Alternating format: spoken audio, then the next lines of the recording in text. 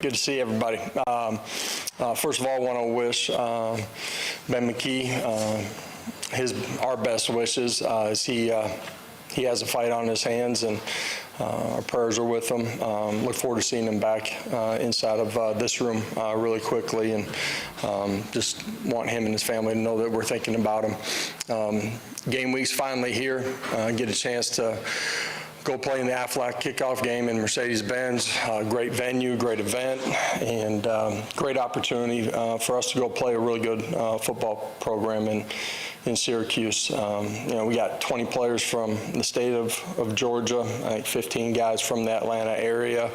They're going to have a lot of family and friends at the game. So a great way for us to kick it off and find out where we're at. So I'll open it up for questions.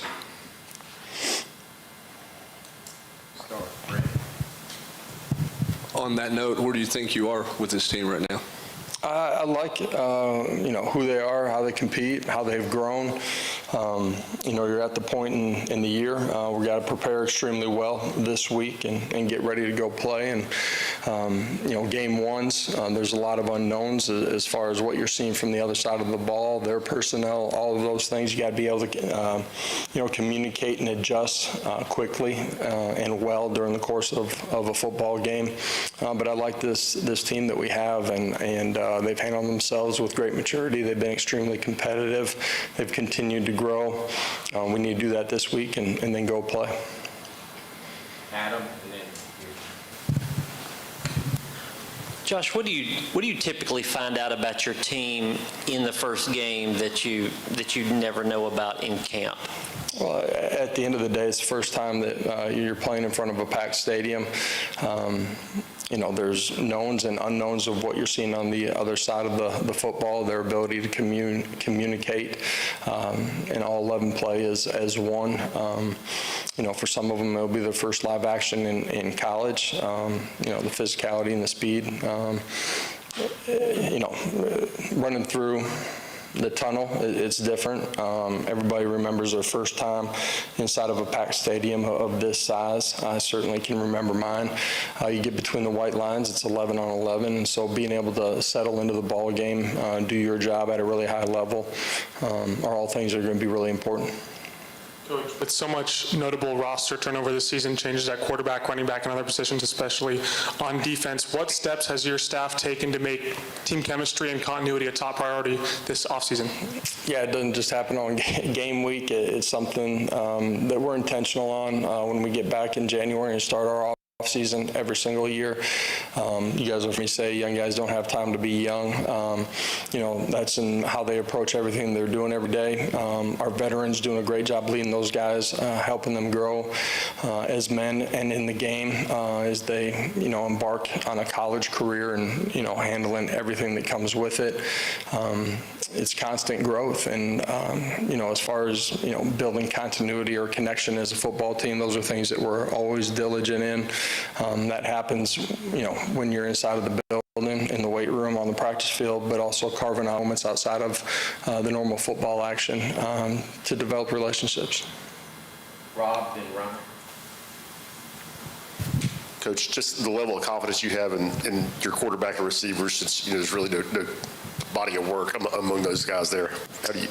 Yeah, I really like all of those guys. In the quarterback room, you've heard me talk about, the three guys that competed during the course of training camp.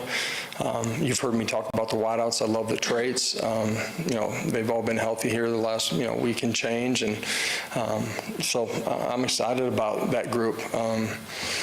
Don't have time to be young, play young, but I expect them to be ready to go play the way that they've practiced. You anticipate Boo Carter playing on Saturday? Yeah, anticipate that. For us during the course of this week, still, learning, making a job, and proving that you're ready to. What challenges preparing for the Syracuse offense that has a lot different personnel compared to last season? Yeah, a lot of different personnel. All their shift trade motions, communication is going to be important. I said it earlier, but tying all three levels of your defense together is going to be important in this. You got to be able to win one-on-one matchups with the way that they spread the field too. That's in your secondary, but that's also winning one-on-one matchups up front. Ryan. Named Joey, QB1. Have you had a conversation in that room about who QB2 is, or is that part of it still open? You guys will find out on Saturday, I guess, when the depth chart comes out. To the back with Rick. Coach, how important will the role of the tight ends be in helping Joey adjust and ease into this new season as he takes over? Important for them to, be in sync in the pass game, but as a tight end, you got multiple things that you got to do. They got to be elite at what we're asking them to do in the run game in the core, and then obviously in protection at times as well. In this football game, all 11 being on the same page, doing their job at a really high level is important. You got to be efficient first and second down, and that's a part of creating big plays too, and being able to convert on third down.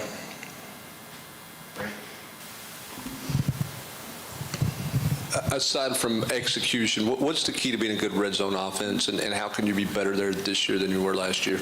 Well, some of last year was penalties where you get behind the sticks. You got to play smart football on there. The efficiency of the run game is a big part of that as well. And then if you are throwing the football, you got to be efficient with it. So a lot of what takes place in the middle of the field is important in the red zone. It's hypercritical in the red zone because space is condensed, and you got to be really efficient whether you're running the football or throwing it. Patrick and Paige. Coach, how do you feel about your offensive line? 4 new starters, a lot of new pieces that you've brought in, guys that have developed this offseason. How do you feel like the continuity and chemistry is with that group? Really good. From the meeting room to how they've operated, communicated, been in sync in the run game, pass protection out on the practice field as well. You guys keep talking about the guys that haven't played, are new. As a coach, man, you feel like you've had a lot of time on task with these guys. There's a lot of trust in the guys that will get their first action here.